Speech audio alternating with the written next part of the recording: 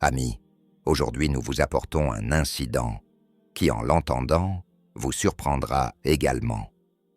L'histoire d'aujourd'hui est celle d'un riche homme et de sa brillante voiture Fortuner. Et devant cette voiture, à un carrefour, sa femme divorcée qui mendiait. C'est un fait réel de Karachi. C'était le matin, à Numish Changangi de Karachi. Comme chaque jour, il y avait un embouteillage, et dans cet embouteillage, une BMW blanche, étincelante, était coincée. Dans la voiture se trouvait Miaz Ahmed, un homme d'affaires bien connu, qui avec son chauffeur se rendait à Lahore pour une réunion importante. Lorsque leur voiture atteignit le carrefour, Miaz dit à son chauffeur « Frère, arrête-toi un peu. Regarde comme cet embouteillage est long. À quoi bon se presser? Tant de gens sont déjà bloqués devant. Se hâter n'apporte aucun bénéfice. Allons-y doucement. Nous avons encore beaucoup de temps avant notre réunion. » Le chauffeur de Miaz accepta ces paroles et arrêta la voiture au carrefour. Le regard de Miaz tomba alors sur quelques femmes qui se tenaient là. Ces femmes portaient de vieux vêtements sales. Sur leur visage, la fatigue et le désespoir étaient clairement visibles. Avec elles se trouvaient aussi de petits enfants, vêtus de haillons qui allaient et venaient. En les voyant, Miaz pensa qu'il s'agissait de mendiants. Et en les voyant dans cet état, son cœur se serra, car il avait toujours été d'une nature compatissante. Si occupé qu'il fût, aider les nécessiteux était son habitude. Il dit à son chauffeur « Baisse la vitre ». Aussitôt la vitre abaissée, Mathias sortit son portefeuille de sa poche, en retira quelques billets et, appelant ses femmes, donna à chacune d'elles 500 roupies. En souriant, il dit « Prenez ceci, cela vous sera utile. Achetez quelque chose à manger pour vos enfants. » Les femmes, en recevant l'argent, le bénirent et s'éloignèrent lentement de là. Peu à peu, l'embouteillage commença à se résorber et le chauffeur de Mathias s'apprêtait à avancer la voiture. C'est alors que les yeux de Mathias tombèrent sur une femme qui se tenait près de sa vitre, frappant encore et encore en disant « Monsieur, vous ne m'avez rien donné. » En entendant sa voix, Mathias fut bouleversé et son regard resta fixé sur le visage de cette femme. Ce visage était marqué par la fatigue et la saleté, mais il lui semblait malgré tout familier. Aussitôt, il abaissa de nouveau la vitre et lui dit « Oh, tu es Majin, n'est-ce pas ?» La femme, en voyant Mathias, s'arrêta net. Des larmes jaillirent de ses yeux et d'une voix lente, elle répondit « Oui, je suis Majabine. » Mais en entendant cela, le cœur de Miaz fit un bond. Ami, cette femme n'était autre que son ex-épouse, Majabine, avec qui il avait divorcé 4 ans auparavant. Mathias, surpris et embarrassé, demanda « Majin, toi, dans cet état, tu étais une fille d'une bonne famille, et au moment du divorce, au tribunal, tu avais pris 50 lakhs de roupies de ma part, et pourtant, te voilà en train de mendier sur la route, allant de porte en porte. Pourquoi, Majabine? Tu aurais pu vivre toute ta vie dans le confort. Alors pourquoi es-tu dans cet état ?» En entendant cela, des larmes commencèrent à couler des yeux de Majabine. Elle dit « Imtiaz, donne-moi un peu de temps. Je te raconterai tout. » Miaz répondit à Majabine « Très bien. Alors assieds-toi sur la banquette arrière de ma voiture. » Puis il dit à son chauffeur « Ouvre la portière arrière. » Le chauffeur de Miaz ouvrit aussitôt la porte, et Majabine monta dans la voiture. Mais à peine était-elle assise que des commerçants et des passants alentour devinrent méfiants. Ils pensèrent « Ce riche homme n'est-il pas en train de faire monter cette pauvre femme dans sa voiture avec une mauvaise intention ?»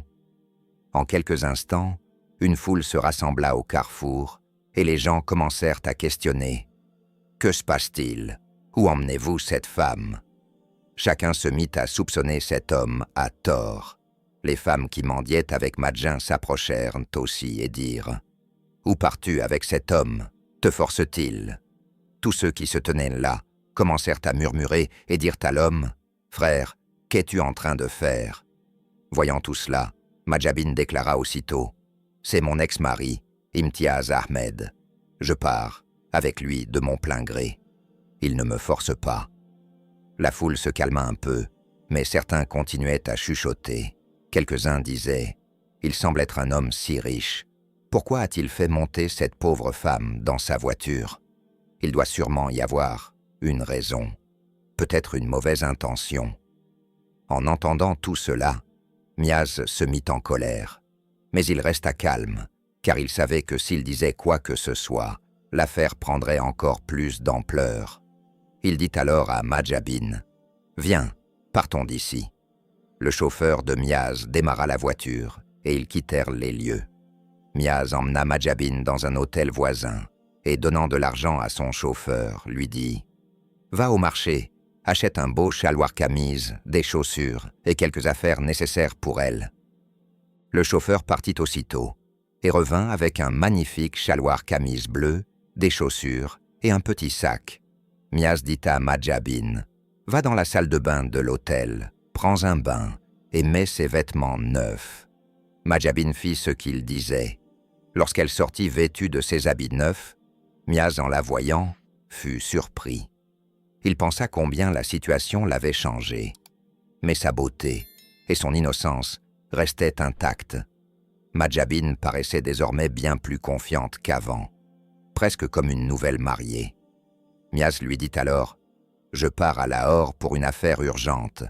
Si tu m'accordes un peu de temps, je reviendrai demain dans cet hôtel pour te voir. » Majabine répondit « D'accord. » Miaz ajouta « Tu me rencontreras uniquement dans cet hôtel. Ne va nulle part. J'organise tout pour ta nourriture. » Puis Miaz dit à son chauffeur de veiller à Majabine et conclut « Je reviendrai tôt demain et je te retrouverai. » Majabine dit « D'accord » et alla dans sa chambre. Imtiaz partit pour Lahore. Arrivé à Lahore, il termina rapidement tout son travail dans la journée, mais la nuit, à l'hôtel, il ne parvint pas à trouver le sommeil. De son côté, Majabine non plus ne put dormir. Tous deux, dans l'hésitation et les tourments, passèrent la nuit à se retourner sans cesse. Le lendemain, Imtiaz revint rapidement de Lahore et arriva à l'hôtel. En voyant Majabine, il se sentit un peu soulagé. Après quelque temps, ils s'assirent ensemble et commencèrent à parler. Majabine entama alors son récit. Elle dit « Je n'ai jamais voulu divorcer de toi. » Il répondit « Alors pourquoi as-tu demandé le divorce ?» Elle expliqua « Lorsque notre mariage a eu lieu, ma famille, en voyant ta richesse, a décidé de me marier avec toi. Mais mon beau-frère, le mari de ma sœur, et mon frère étaient très cupides. Quand ils sont venus te rencontrer, en rentrant à la maison, ils ont dit « Ce mariage, nous le ferons dans cette maison, coûte que coûte. Et après le mariage, nous obtiendrons le divorce afin de prendre de l'argent et d'imposer une amende à cet homme. Mais avant le mariage, je ne savais rien de cela. Après quelques années de mariage, ils m'ont poussé à divorcer de toi. Ils me disaient, de lui, nous recevrons une grosse somme d'argent et nous commencerons tous ensemble une nouvelle vie. J'ai été trompé par leurs paroles et au tribunal, j'ai réclamé une compensation de 50 lakhs de roupies que tu m'as effectivement donnée. » Assise dans l'hôtel, Majabine poursuivit son histoire. Après le divorce, mon beau-frère et mon frère se sont emparés de la totalité des 50 lakhs. Ils avaient dit qu'ils me marieraient de nouveau et achèteraient un appartement pour que je puisse commencer une nouvelle vie. Mais peu à peu, tout l'argent s'est envolé. Le mari de ma sœur avait investi dans son commerce et mon frère avait dépensé pour son propre mariage. Quand l'argent fut épuisé, ma famille m'a jeté hors de la maison. Même mes parents ne sont pas restés à mes côtés. Ils ont commencé à dire « Tu es maintenant divorcé, tu es un fardeau pour nous. » Des larmes coulèrent des yeux de Majabine. Elle dit « Je n'avais aucun autre chemin. J'étais sans défense. Imtiaz, en tombant dans le piège de ma famille, j'ai détruit ma propre maison. Le mari de ma sœur était très avide C'est lui qui m'a forcé à faire tout cela. J'ai été trompé par ses paroles, et maintenant je me retrouve à la rue. Quand j'ai été chassé de la maison, j'ai travaillé chez les autres, à balayer, à laver, à faire tout ce qu'on me donnait comme tâche. Mais tout le monde m'insultait. Alors j'ai quitté ce travail, et j'ai commencé à mendier sur la route. Un jour, alors que je mendiais à la gare, j'ai rencontré à Noumis Cherangui quelques mendiants. Ils m'ont emmené avec eux et je les ai suivis, car je n'avais pas d'autre choix. J'ai commencé à vivre avec eux, et peu à peu, je me suis mis à mendier. Je savais que c'était mal, mais je n'avais pas d'autre issue. J'avais été marié avec toi, et dans mon cœur, le même amour pour toi demeurait. J'avais gardé avec moi la photo de notre mariage, car c'était mon dernier espoir. En entendant tout cela, Imtiaz resta stupéfait. Des larmes coulèrent de ses yeux. Il pensa combien la cupidité d'une personne peut détruire toute une vie. Imtiaz demanda à Majabine « Ma mère te regrettait beaucoup. Pourquoi n'as-tu jamais essayé de la rencontrer ?» Majabine, en pleurant, répondit « J'avais honte, Imtiaz. Comment aurais-je pu les rencontrer? J'avais commis une faute envers toi. Je pensais que la mère d'Imtiaz ne me pardonnerait jamais. » En parlant ainsi, le temps passa, et il était déjà minuit. Imtiaz dit alors à Majabine « Même aujourd'hui, dans la soirée, j'ai une réunion à Lahore. Je repars à Lahore. Si tu me donnes ton adresse, là où tu habites, je reviendrai et je te reverrai. » Majabine donna l'adresse de sa petite chambre louée, et Imtiaz partit pour Lahore. Après avoir terminé sa réunion, lorsqu'il alla se coucher, il se retrouva dans le même état. Toute la nuit, il ne put dormir. Il ne cessait de penser à Majabine. Il se disait « Même si Majin a commis une erreur, son cœur est encore pur. Ce n'était même pas sa faute. Elle avait été poussée par sa famille. Puis-je lui donner une seconde chance ?» pensait Imtiaz. De l'autre côté, Majabine, dans sa petite chambre, était elle aussi agitée. Elle se disait « Il m'a donné tant de respect, mais suis-je digne de lui ?» Le lendemain, Imtiaz termina rapidement son travail et revint à Karachi. Il se rendit à l'adresse donnée par Majabine, mais là, il apprit qu'elle était repartie mendier à Noumis Cherangui. Imtiaz se rendit au carrefour et commença à la chercher. En le voyant, Majabine fut surprise. Imtiaz dit « Majabine, viens avec moi. » Il la fit monter dans sa voiture et se dirigea vers sa chambre louée. La chambre de Majabine était minuscule. Un vieux lit, quelques objets cassés, et sur le mur pendait la photo de mariage d'Imtiaz et Majabine. En voyant cette photo, Imtiaz s'arrêta et demanda « Majabine, notre divorce a eu lieu il y a 4 ans. Alors pourquoi cette photo ?» Majabine éclata en sanglots et dit « Imtiaz, je n'ai jamais voulu divorcer de toi. Ma famille m'avait entraîné sur le mauvais chemin. Même aujourd'hui, je t'aime, autant qu'au moment de notre mariage. Cette photo était pour moi l'abri de nos anciens souvenirs. En la regardant, je me consolais en pensant qu'un jour, peut-être, tout redeviendrait comme avant. » Le cœur d'Imtiaz se radoucit, et il dit « Majabine, même si tu as commis des erreurs, ton cœur est encore pur aujourd'hui. Je te pardonne. Mais désormais, nous sommes légalement séparés. Je t'aiderai, c'est certain. » Puis Imtiaz ajouta « Ma mère te regrettait beaucoup. Veux-tu lui parler ?» Les yeux de Majabine brillèrent, et elle répondit « Oui, je veux parler à ta mère. » Imtiaz appela aussitôt sa mère et dit « Ami, j'ai retrouvé Majabine. Parle-lui. » En entendant la voix de la mère d'Imtiaz, Majabine éclata en larmes. La mère d'Imtiaz dit « Ma fille, où étais-tu? Tu m'as tant manqué. » Majabine répondit « Ami, j'ai commis une très grande erreur. Me pardonneras-tu » La mère d'Imtiaz dit aussitôt « Ma fille, l'erreur est humaine. Tu es ma belle-fille, je t'ai toujours aimée.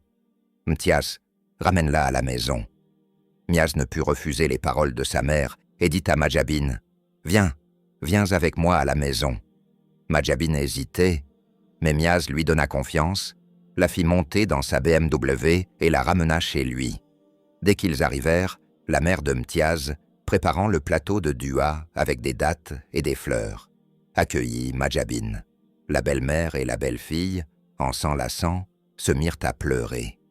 La mère de Mtiaz embrassa Madjabin sur le front et dit « Ma fille, tu es revenue maintenant, tout ira bien. » Mtiaz dit alors à sa mère « Ami, elle avait pris 50 lakhs de roupies de moi. Est-il juste de l'accepter à nouveau ?» La mère de Mtiaz répondit « Mon fils, si l'erreur du matin rentre à la maison le soir, on ne l'appelle plus une erreur. Les fautes sont humaines.